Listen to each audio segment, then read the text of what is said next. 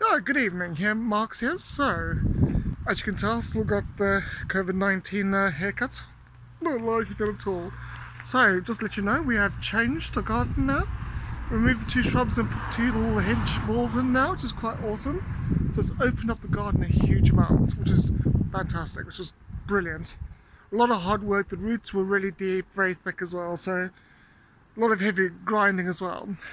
Also, trim the hedge as well, flatten it up so it looks quite nice. Need to tidy up those at one point, but we're getting there. So we've got the VE Day celebrations today. This is Monday. They postponed it now until the Friday. So what we're going to do is have bunting up from windows. Oh, let's get the camera angle right. Windows across. You have flags dotted around, and I'll do the pot later on with some nice flowers. Still haven't done that yet. But on the whole, yeah, we're getting there, which is quite nice.